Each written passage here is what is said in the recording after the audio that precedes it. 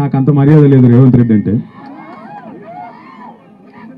చాలా చాలా మర్యాదగా ముఖ్యమంత్రి గారు రేవంత్ రెడ్డి గారు అని చాలా పెద్ద పెద్ద మాటలు మాట్లాడినరు. మర్యాద ఎవరికి ఇవ్వాలంటే మర్యాద ఉన్నోనికి ఇవ్వాలి. మర్యాద కొద్దిగా మానము సిగ్గు శరము ఉన్నోనికి ఇవ్వాలి. ఈయనకి ఏమి లేవు. కాబట్టి ఎటువంటి మనిషికి జర వెనకకెళ్ళి నిలబెట్టకూడతాను. మీ ఫోటోలో పిచ్చి పాడుగా నాకు పేరు పేరున ఈరోజు ఈ రైతు ధర్నా కార్యక్రమంలో పాల్పంచుకుంటున్న రైతన్నలకు ఆడబిడ్డలకు ఈ కార్యక్రమానికి ఇవాళ స్ఫూర్తినిచ్చి ఇక్కడ కందుకూరు చౌరస్తాలో ఇంత పెద్ద ఎత్తున రైతు ధర్నా నిర్వహిస్తున్న రాణి రుద్రమ్మకు వారసురాలు మా అక్క మాజీ మంత్రి ఇవాళ రేవంత్ రెడ్డి అంటే ఆయన ఎంత కష్టపెట్టినా 4.5 గంటలు శాసనసభలో నిల్చోబెట్టినా ఏది ఏమైనా సరే నేను ప్రజలతోనే ఉంటా అని చెప్పి ఇవాళ వీరోచితంగా మా అందరికంటే గొప్పగా పోరాటం చేస్తున్న శ్రీమతి సబితా ఇంద్రారెడ్డి గారికి, గౌరవనీయులు పెద్దలు శాసన మండలి సభ్యులు మాజీ ఉప ముఖ్యమంత్రి గౌరవనీయులైన శ్రీ మహమూద్ అలీ గారికి, రంగారెడ్డి జిల్లా బీఆర్ఎస్ పార్టీ అధ్యక్షులు ఇబ్రహీంపట్నం మాజీ శాసనసభ్యులు అన్న మంచిరెడ్డి కిషన్ రెడ్డి గారికి, శాసన మండలి సభ్యురాలు పెద్దలు గౌరవ దివంగత మాజీ ప్రధానమంత్రి భారతరత్న శ్రీ పివి నరసింహారావు గారి ముద్దుల బిడ్డ మన శాసన మండలి సభ్యురాలు గౌరవనీయురాలు శ్రీమతి సురభి వాణీదేవి గారు, షాద్ నగర్ మాజీ శాసనసభ్యులు అన్న అంజయ్ యాదవ్ గారు, మొన్ననే మన భువనగిరి పార్లమెంట్ నుంచి పోటీ చేసిన అన్నగారు పెద్దలు క్యామా మల్లేష్ గారు, కల్వకుర్తి మాజీ శాసనసభ్యులు అన్నగారు జయపాల్ యాదవ్ గారు, తమ్ముడు మహబూబ్ నగర్ లో ముఖ్యమంత్రి సొంత జిల్లాలో శాసన మండలి ఆయన ముఖ్యమంత్రి అయినాక శాసన మండలి సభ్యుడిగా గెలిచిన తమ్ముడు నవీన్ రెడ్డి గారు, వికారాబాద్ జిల్లా పార్టీ అధ్యక్షుడు వికారాబాద్ మాజీ శాసనసభ్యుడు సోదరుడు డాక్టర్ మెతుకు ఆనంద్ గారు, కొరంగల్లో గతంలో రేవంత్ రెడ్డిని ఓడగొట్టి మొన్న స్వల్ప తేడాతో అక్కడ ఓడిపోయినా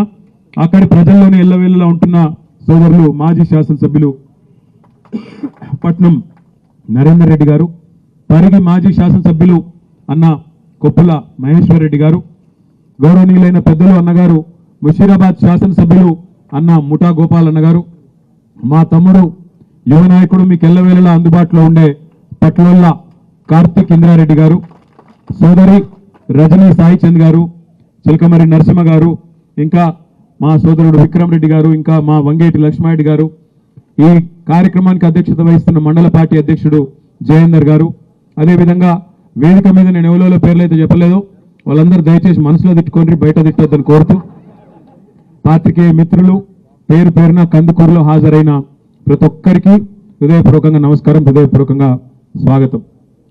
రేవంత్ రెడ్డి ఎలక్షన్లకు మునుపు ఏమేం మాట్లాడినో ఒక్కసారి యాద్ చేసుకోండి. ఏమన్నాడు?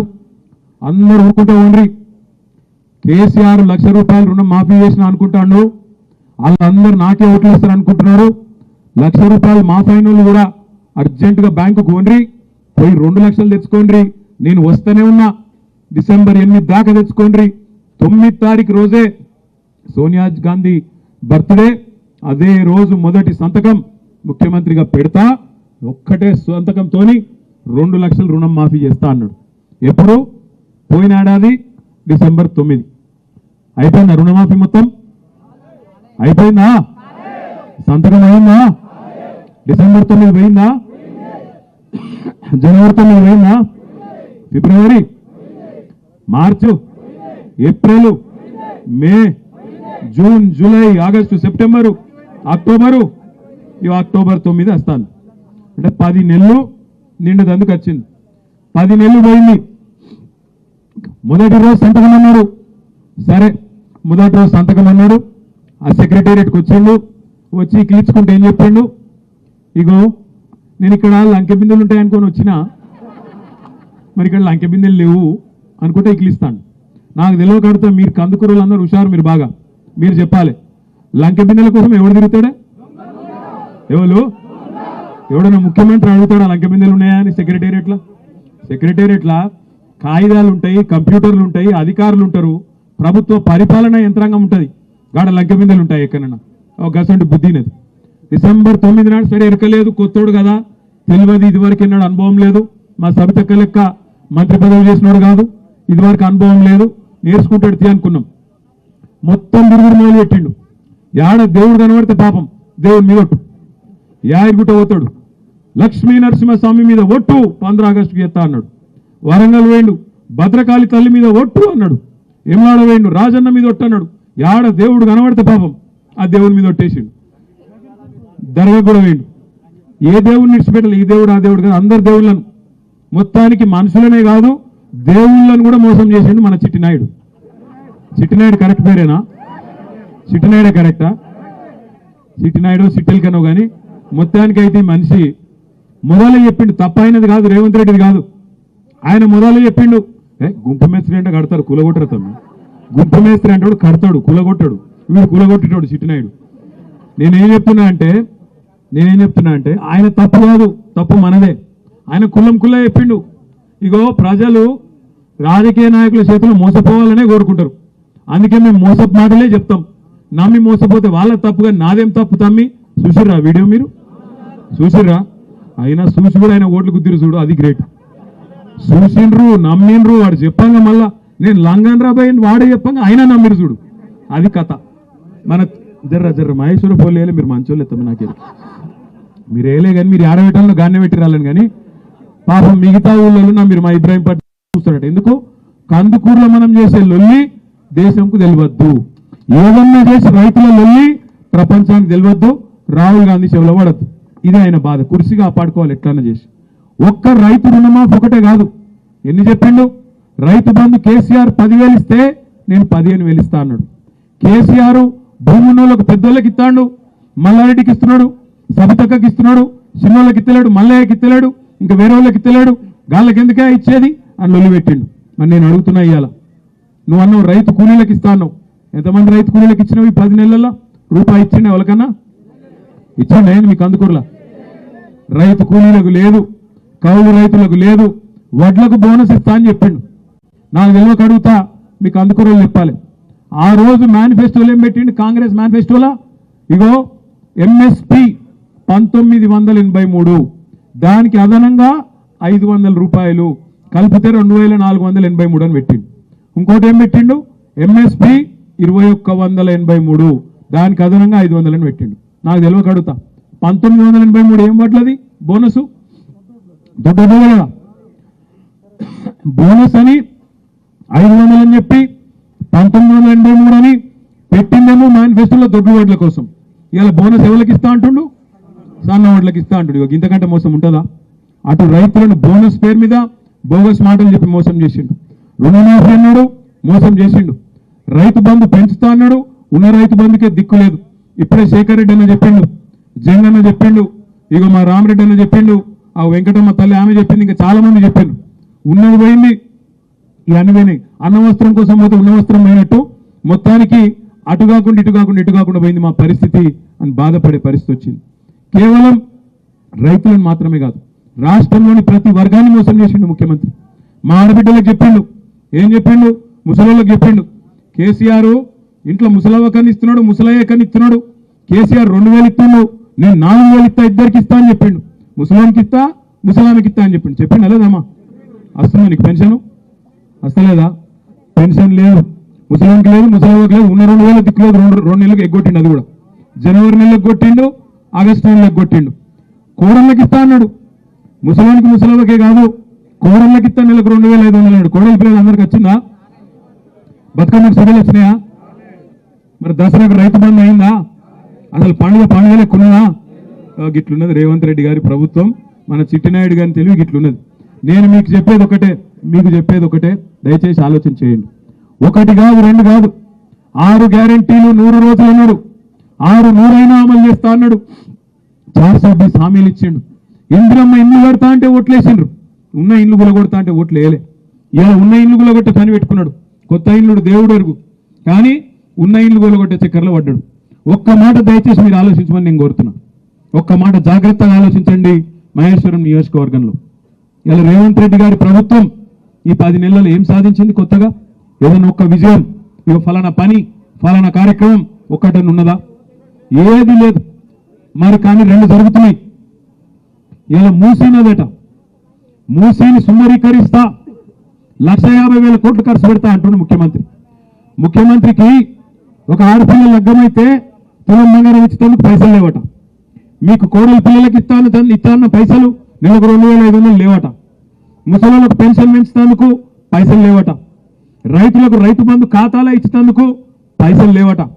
రుణమాఫీ చేసేందుకు పైసలు లేవట. వీటికి పైసలు లేవట. వీటికి మాత్రం పేదోళ్ళకి ఇచ్చే కాడికి మాత్రం పైసలు లేవు. కానీ 1,50,000 కోట్లు మాత్రం మూసీలో మాత్రం పోస్తారట. ఏమిటికి ఎరికేనా? ఇప్పుడు రైతు బంధు ఇచ్చిండనుకో, మీరు ఏమైనా కమిషన్ ఇస్తారా? ఆయనకి ఇయ్యరు కదా. పోనీ మీరు పెన్షన్ ఇచ్చిండనుకో, మీకు కమిషన్ ఇస్తారా? మీరు ఏమైనా ముఖ్యమంత్రికి ఇయ్యరు. తులం బంగారం ఇచ్చినావు, నువ్వేమైనా ఇస్తావు వాళ్ళకెళ్ళి? ఇయ్యవు. అదే మూసీని 1,50,000 కోట్లు వచ్చిందనుకో, ఒక 25-30,000 కోట్లు మంచిగా దొబ్బాలే, ఢిల్లీకి మూటలు పంపాలి. ఒక గందుకు ఇలా మూసి పథకం పెట్టిండు. నేను అడుగుతున్నా, కేసీఆర్ గారు కాళేశ్వరం కట్టిండు, కేసీఆర్ గారు పాలమూరు రంగారెడ్డి ఎత్తిపోతల పథకం 90% కట్టిండు. దేనికోసం కట్టిండు? బ్రహ్మాండంగా నీళ్ళు ఇచ్చేందుకు, మన ప్రాంతానికి నీళ్లు తెచ్చేందుకు కట్టిండు. మరి మూసీతోని నేను అడుగుతున్నా ముఖ్యమంత్రి, మూసీతోని ఎంతమంది ఎన్ని ఎకరాలకు నీళ్ళు ఇస్తావు? ఎంతమంది రైతులకు నీళ్ళు ఇస్తావు? అసలు సమాధానం ఉన్నదా నీ కాడ? ఏమీ లేదు. ఏందో సుందరీకరిస్తా, ఏందో చేస్తా అంటే మొత్తం ఏం చెప్తున్నా ఆయనకు కూడా తెలియదు. కేవలం కమిషన్ల పిచ్చి, కేవలం పైసలు దొబ్బేతందుకు. పేదవాళ్ళకి ఇస్తేనేమో పైసలు రావు, అదే పెద్దవాళ్ళకి ఇచ్చి కాంట్రాక్టర్లకు ఇచ్చి బ్రహ్మాండంగా మూసీ పేరు మీద బ్యూటిఫికేషన్ కాదు లూటిఫికేషన్ చేస్తే ఆ పైసలతోని మళ్ళా కాంగ్రెస్ పార్టీకి పెద్దోళ్ళకి డబ్బులు పంపి కుర్చీ కాపాడుకోవాలన్న ఆలోచన తప్ప వేరేదేం లేదు. మీ అందరితో నేను ప్రార్థించేది ఒకటే, మా తమ్ముడు నీరెడ్డి శ్రీకాంత్ చెప్పిండు, అన్న ఫార్మా సిటీ మీరు సరే మేము కొట్లాడినాం, కొంతమంది మా అన్నారు, అయినా మమ్మల్ని ఒప్పించి మెప్పించి మాకు ప్లాట్లు ఇస్తామని, ఇప్పుడు పరిశ్రమలు వస్తే మాకు ఉద్యోగాలు వస్తాయని మీరు చెప్పి 14,000 ఎకరాలు 7 ఏళ్ళు కష్టపడి మీరు తీసుకున్నారు. ఇలా 14,000 ఎకరాలలో ఉన్న ఫార్మా సిటీని ఆ రోజు ఇదే కోమటిరెడ్డి వెంకటరెడ్డి, ఇదే రేవంత్ రెడ్డి, ఇదే బట్టి విక్రమార్క, ఇదే రెడ్డి రంగారెడ్డి, కోదండ రెడ్డి వీళ్ళ ఊరూరు తిరిగి చెప్పారు. ఏం చెప్పింది? కందుకూరులో చెప్పిండ్రు, పక్కన ఆచారంలో చెప్పిండ్రు, ఇబ్రాహీంపట్నం నియోజకవర్గంలో చెప్పారు. బస్సు యాత్రలు పెట్టి చెప్పారు, మేము రాగానే ఫార్మా సిటీ రద్దు, రైతుల భూములు తిరిగిస్తామన్నారు. ఒక్క రైతు కన్నా తిరిగి భూమి ఇచ్చిండ్రా?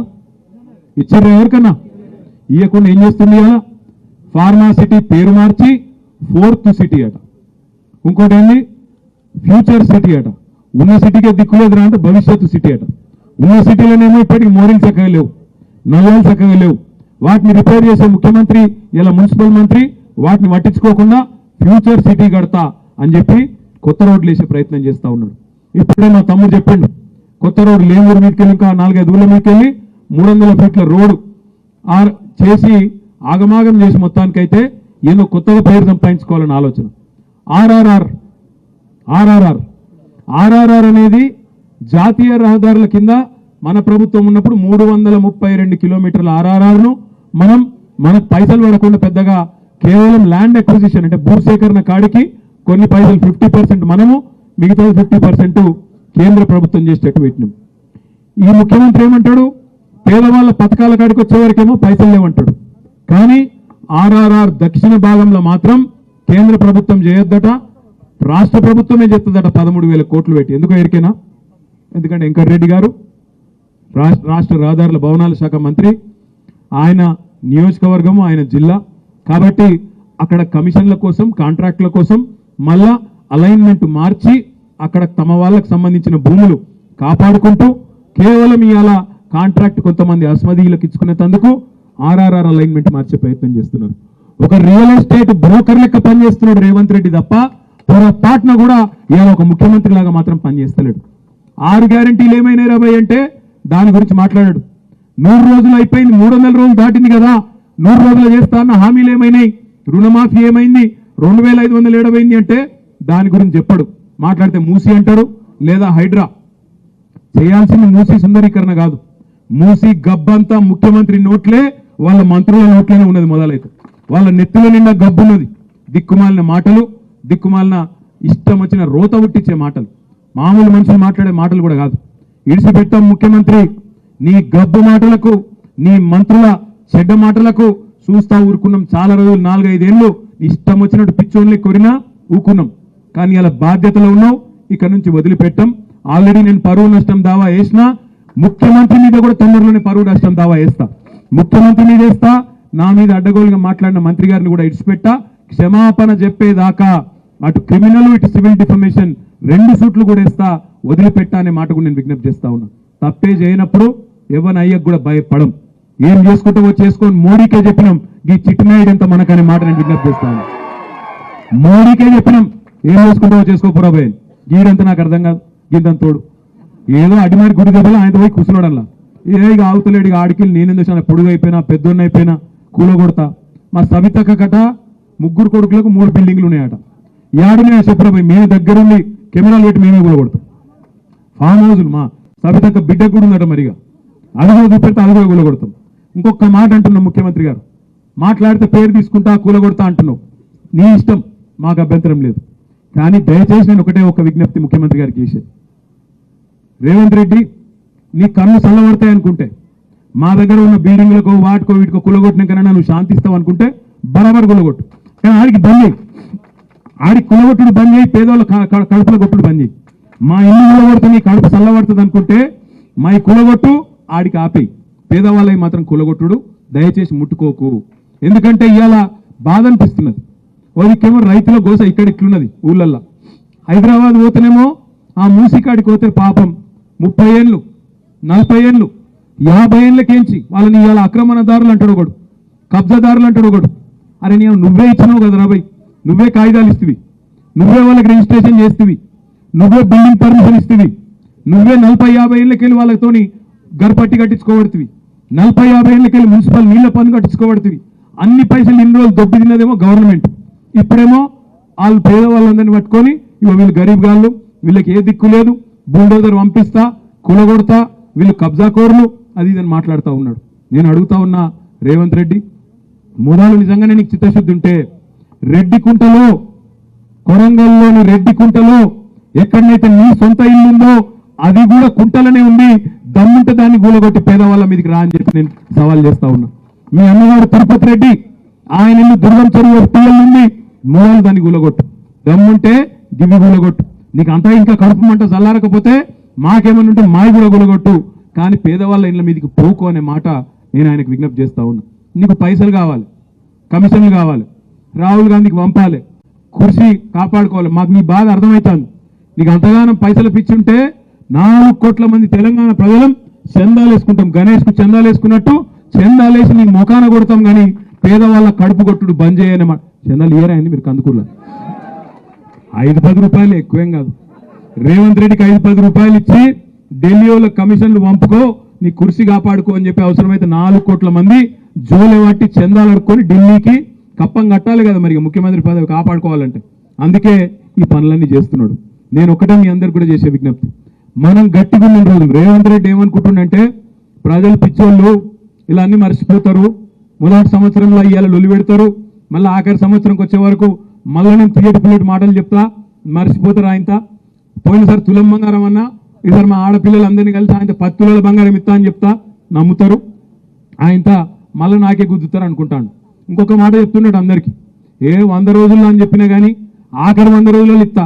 ఇప్పుడు ఏం తొందర ఉన్నది నాకు, ఆఖరి 100 రోజులలో ఇస్తేనే ఓటు గుర్తుపెట్టుకుంటారు, ఇప్పుడు ఎందుకు ఇవ్వాలని మాట్లాడుతున్నాడు. నేను ఒక్కటే మీ అందరికి విజ్ఞప్తి చేసేది, మా ఆడబిడ్డలకు ముఖ్యంగా తారీఖు రాసి పెట్టుకోండి. మొదలు 100 రోజులలో ఇస్తా అన్నాడు, ఆ తర్వాత ఒక్కొక్క రోజు ఎంతెంత అయితే లేట్ చేస్తున్నావు మొత్తం మిత్తితో సహా ఇవ్వాలి. ఒక్కొక్కరికి ఎంత బాకీ ఉన్నాడో రాసుకోండి.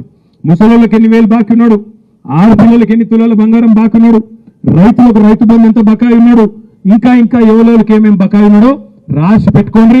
మొదలు పెట్టిన రోజు అడగాలి ముఖ్యమంత్రిని, ఏమయ్యా మరి 100 రోజులు మొదలు పెడతా అన్నావు, ఇన్ని రోజులకు ఇంకా ఏం దిక్కు లేదు, అతి లేదు, గతి లేదు, ఏం సంగతి అని అడగాలి. హుషారు కావాలి, మనం ఇట్స్ పెట్టద్దు.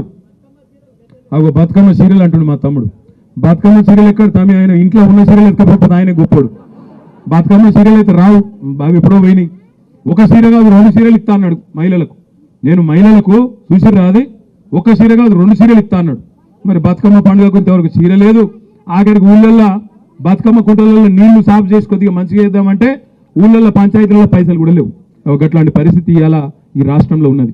మీరు చూసిండ్రు సబితక్క శాసనసభలో మాట్లాడితే బర్దాష్ అయితే లేదు ఆయనకు. బర్దాష్ గాక నోటికొచ్చినట్టు అవమానించిండు. నిజంగా మా కళ్ళలో నీళ్ళు తిరిగినాయి ఆ రోజు. 4:30 గంటలు సబితక్క, సునీతక్క, కోవలక్ష్మక్క ముగ్గురు ఆడబిడ్డలు మేము బయట కొట్లాడుతుంటే ముగ్గురు ఆడబిడ్డలు 4:30 గంటలు నిలబడే ఉన్నారు. 4:30 గంటలు నిలబడితే మొత్తం కాళ్ళు రెక్కలు గుంజితో కూడా ఒక్క నిమిషం మైకి ఇయ్యలే. ఒక గంట దయలేనోడు ముఖ్యమంత్రి. ఆఖరికి దిక్కులేక కింద కూర్చున్నారు. పోయి కింద అసెంబ్లీలో కింద కూలబడ్డారు. కూలబడి ఇక్కడనే నిరసన చెప్తే ఇంటరేమో కూలబడితే ఆడబిడ్డలనే కనికరం లేకుండా, ఆడబిడ్డలు మన ఆడబిడ్డలను గౌరవించాలనే సంస్కారం లేకుండా, అందుకే ఆ రోజు అక్క అన్నది, నేను ఎంతో మంది ముఖ్యమంత్రులను చూసినా, ఏ ముఖ్యమంత్రి ఉన్నా అక్కడ కేసీఆర్ ఉన్నా రాజశేఖర్ రెడ్డి ఉన్నా నన్ను ఈ పాటికి పిలిచి కూర్చోబెట్టి అమ్మా నువ్వు మాట్లాడు, నీకేం కావాలో చెప్పని చెప్పి మా బాధ ఇంటుండే. కానీ ఈ దుర్మార్గుడు, ఈ కిరాతకపు నాయకుడు మాత్రం అట్లా లేడండి. ఈ మనిషి మామూలుడు కాదు, ఈయన గుండె రాతి గుండె అని మాట్లాడింది. నేను అందుకే చెప్తా ఉన్నా, ఇట్లాంటి మనుషులకు కుక్క కాటుకు చెప్పు దెబ్బ అన్నట్టే సమాధానం చెప్పాలి తప్ప మర్యాదగా సమాధానం చెప్తే నడవదు. మేము చూస్తున్నాం అన్ని. మొన్న చూసినాం ఒక అవ్వ, నిజంగా చెప్తున్నా, ఆ తిట్లు ఇంకొక ముఖ్యమంత్రి ఇంటనైతే ఎక్కడికైనా దుంటి చచ్చిపోతుంది. ఓ మాడుగుల పెద్ద ఆమె పేరేమో నాకు తెలియదు కానీ మాడుగుల మీరు చూసారో లేదు ఆ వీడియో.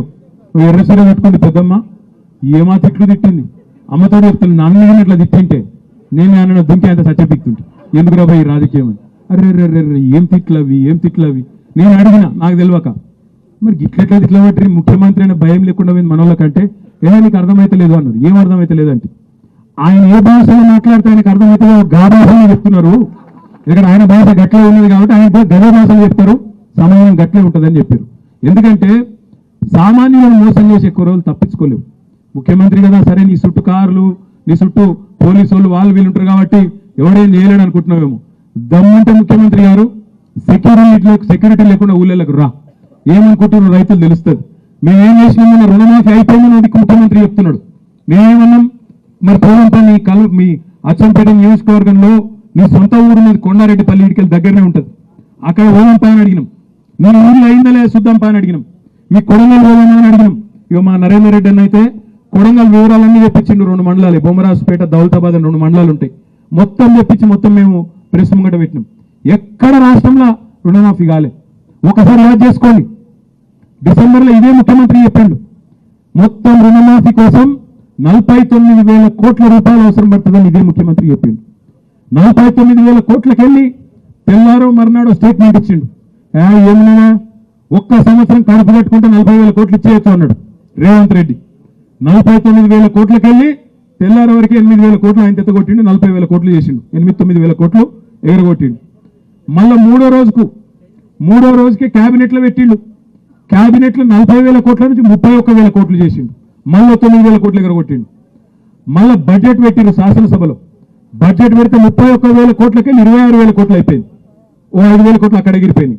ఆడికెళ్ళి మళ్ళీ చూస్తే 15 ఆగస్టు నాటికి ఎన్ని ఇచ్చినవరో భయ అంటే 18,000 కోట్లు అన్నాడు. మళ్ళీ 8,000 కోట్లు ఎగరగొట్టిండు. తెల్లారో మర్నాడో వాళ్ళ ఉప ముఖ్యమంత్రి గౌరవనీయులు బట్టి విక్రమార్క గారు చెప్పిండు, 16,000 కోట్లు ఎక్కడి మన్నెక్కడి, మేము ఇప్పటిదాకా కట్టింది 7,500 కోట్లే అని చెప్పిండు. అంటే ఏడ 49,000 కోట్లు, ఏడ 7,500 కోట్లు. చారాన కూడా కాలే, చారాన కూడా చేయలే. కానీ చారాన కోడికి బారాన మసాలా అన్నట్టు బిల్డప్ మాత్రం ముఖ్యమంత్రి గారు తెల్లారు లేస్తే ఓహో ఆవు రుణమాఫీ అయిపోయింది, చేసేసిన అదైపోయింది ఇదైపోయింది. మళ్ళొక్కసారి చెప్తున్నా, ముఖ్యమంత్రి ఇలా కందుకూరులో చూస్తున్నావు, రేపు ప్రతి ఊర్లో చూస్తావు. తెలంగాణలో ఎక్కడ నీ కాంగ్రెస్ నాయకుడు తిరగలేని రోజులు వస్తాయి. కందుకూరు నాకు అత్యంత ప్రీతిపాత్రమైన మండలం నాకు ఇది. ఎందుకంటే నాకు బాగా గుర్తుంది. ఇప్పుడు వచ్చినప్పుడు కూడా సబితకు చెప్తుంటే మా గణేష్ రెడ్డి అన్న కనబడ్డాడు ఇంతకుముందు ఇక్కడ దాసర్లపల్లె. కేసీఆర్ గారికి ఇక్కడనే మంచి తోట ఉండే దాసర్లపల్లెలో. చాలా దగ్గర ఉంటుంది, ఇక్కడ దూరం కూడా ఉండదు. నాకు తెలిసి 3-4 కిలోమీటర్లు ఉంటుంది, 8 కిలోమీటర్లు ఉంటుంది. ఇక ఆ దాసర్లపల్లెలో కేసీఆర్ గారు అప్పట్లో, నేను చెప్పేది 1996-97 ప్రాంతంలో, అప్పట్లోనే సార్ ఇక్కడ పపాయ వండిస్తున్నాయి. పొప్పడి పండు పపాయ ఒకటి, వాటర్ మెలన్ ఒకటి పండిస్తే నేను రోజు వచ్చిపోతుంటే కానీ అప్పుడు రోడ్ సింగిల్ రోడ్ ఉండే రోజు వచ్చిపోతుంటే మేము దాదాపు ప్రతి రోజు లేకపోతే వారానికి 2-3 సార్లన్నా వచ్చి తోటకాడికి వీళ్ళని మాట్లాడా వాళ్ళని మాట్లాడా ఆ దాసర్లపల్లిలోనే సార్ ఉండేది ఎక్కువ కాలం. కాబట్టి కేసీఆర్ గారికి ఈ ప్రాంతం మీద ప్రేమ ఉంది కాబట్టే సబితక్క ఒక్క మాట చెప్తే కందుకూరు మీదకి మెట్రో తీసుకపోతా హైదరాబాద్ ఫార్మా సిటీకి అని చెప్పి కేసీఆర్ గారు నిర్ణయం తీసుకున్నాడు. కానీ రేవంత్ రెడ్డి ఏం చేస్తున్నాడు? కందుకూరు వద్దట, అదేడికెళ్ళి అటకెళ్ళి కింద మీకెళ్ళి తీసుకుపోతాడట. రేవంత్ రెడ్డి గారు అన్నాడు, కేసీఆర్ గారు మరి ఇక్కడికి వచ్చినాడు సబితకు ఒక్క మాట అడిగితే ఇదే కందుకూరులో మెడికల్ కాలేజ్ శాంక్షన్ చేసిండు. మహేశ్వరం నియోజకవర్గానికి ఒకటే ఒక్క మాట మీదకెళ్ళి దగ్గర 200 కోట్ల రూపాయలు మంజూరు చేసిండు. రేవంత్ రెడ్డి రాగానే సబితక్క మీద కోపంతో కేసీఆర్ గారి మీద కోపంతో ఆ 200 కోట్లు బంద్ చేసిండు. వెంటనే రద్దు, మెడికల్ కాలేజీ రద్దు, మెట్రో రద్దు. ఎవడన్నా మనసు గెలుచుకోవాలనుకుంటే కేసీఆర్ ఒక పని ఇతను 2 పనులు చేయాలి. కేసీఆర్ మెడికల్ కాలేజ్ ఇతను అవసరమైతే ఇంజనీరింగ్ కాలేజ్ ఇవ్వాలి. ఇంకో 2 మంచి పనులు చేసి మనసు గెలుచుకోవాలి. కానీ ఉన్నది రద్దు చేస్తా, ఉన్నదాన్ని నాశనం చేస్తా, ఉన్న ఇల్లు కూలగొడతా, నాది మాత్రం ఒకటే సిద్ధాంతం, అందరి కడుపులు ఎండాలి, నా కడుపు మాత్రమే నిండాలి, కాంగ్రెస్ వాళ్ళ జేబులు మాత్రమే నిండాలి, ఢిల్లీ జేబులే నిండాలి, ఉన్న ఇల్లు కూలగొట్టాలి. ఈ దిక్కుమాలిన పనులు బంద్ చేసుకో చిట్టినాయుడు. ఎక్కువ టైం లేదు నీకు. తప్పకుండా ప్రజలు తిరగబడే రోజు వస్తుంది, రైతులు తిరగబడే రోజు వస్తుంది. మీ మంత్రుల బల్బు మాటలు కూడా రైతులు వింటున్నారు. ఇల్లు నిండిపోయి ఏడుస్తుంటే 5,000 రూపాయలు ఇచ్చి మాట్లాడిస్తున్నామని చెప్పి ఒక మంత్రి మాట్లాడతాడు. రైతు బంధు అడిగితే చెప్పు తీసుకొడతాను ఇంకొక మంత్రి అంటాడు. ఇంకొక మంత్రి ఏమో రుణమాఫీ అయిపోయింది, ఎవరో చెప్పుకుంటారో చెప్పుకోపోండి అని ఇంకొక మంత్రి అంటాడు. రైతులు ప్రజల సంఘటిత శక్తి ముందు పెద్ద పెద్దోళ్ళు పోయిండ్రు, నువ్వెంత అనే మాట నేను అడుగుతా ఉన్నా. తప్పకుండా రేవంత్ రెడ్డి ఒక్క మాట మాత్రం యాద పెట్టుకో, ఇవాళ కందుకూరులో మొదలైన ఈ ధర్మ మొత్తం రంగారెడ్డి జిల్లా అంతా అంటుకుంటుంది. తప్పకుండా గ్రామానికి ప్రతి గడపకు తాకుతుంది. నేను మా మంచిరెడ్డి కిషన్ రెడ్డి గారిని అభినందిస్తా ఉన్నా. ఈరోజు కందుకూరు స్ఫూర్తితో పండుగ తర్వాత నేను కూడా పెడతా ఇబ్రాహీంపట్నంలో అన్నాడు. నేను రంగారెడ్డి జిల్లా మిగతా నాయకత్వాన్ని కూడా కోరుతా ఉన్నా. దయచేసి మీరు కూడా మీ నియోజకవర్గాల్లో పరిగి కావచ్చు, కొడంగల్ కావచ్చు, వికారాబాద్ కావచ్చు, అదేవిధంగా షాద్నగర్ కావచ్చు, మరో నియోజకవర్గం కావచ్చు, తప్పకుండా మీ నియోజకవర్గాల్లో కూడా ఇదే రకమైన కార్యక్రమాలు మొదలు పెట్టండి. రైతులను ఇప్పటి నుంచే మనం ఖచ్చితంగా వాళ్ళని ఎప్పటికప్పుడు మోటివేట్ చేయాలి. ప్రభుత్వం మీద నిరంతరం ఒత్తిడి పెంచాలి. ఇవాళ వాళ్ళు ఏదో అనుకుంటున్నారు, ప్రభుత్వం అధికారంలో ఉంది కదా, ఇంకా 4 ఏళ్ళు ఉంది కదా అనుకుంటున్నారు. కానీ ఒక్కసారి రైతులు తిరగబడితే, ఒక్కసారి రైతులు మరలబడితే ఏమైతుందో తప్పకుండా వాళ్ళు గుర్తుపెట్టుకోవాలని చెప్పి కూడా మళ్ళొక్కసారి కోరుతూ, మరి ఆరోగ్యం నిజంగా చెప్పాలంటే 15 రోజులుగా సబితక్క కూడా బాగలేదు. అయినప్పటికీ ఒక్క రోజు కూడా రెస్ట్ తీసుకుంటలేదు, తిరుగుతూనే ఉన్నది. అట్లే అక్కడ చూసే స్ఫూర్తి తెచ్చుకుని నేను కూడా వచ్చిన. దానికి నాకు కూడా బాగా లేకుండా అయినా రైతు ధర్నా కాబట్టి మరి 15 రోజులు అక్కనే తిరుగుతున్నప్పుడు నేను కూడా తిరగాలి, తప్పకుండా రైతులకు అండగా ఉండాలనే ఉద్దేశంతో ఇక్కడికి వచ్చిన. మరి ఈ కార్యక్రమాన్ని విజయవంతం చేసిన ప్రతి ఒక్కరికి పేరు పేరున హృదయపూర్వకంగా ధన్యవాదాలు తెలియజేస్తూ జై తెలంగాణ. ఆఖరి మాట ఇంతకుముందు శ్రీకాంత్ చెప్పిన మిగతా కూడా చెప్తున్నా, మీరు ఎవ్వరు కొట్లాడాలనుకున్న కోర్టులో మీ తరఫున బీఆర్ఎస్ పార్టీ ఉంటుంది. ఒక్క పైసా మీకు తెలియకుండా పార్టీ కొట్లాడుతుందనే మాట మళ్ళొకసారి తెలియజేస్తూ జై తెలంగాణ. Thank you.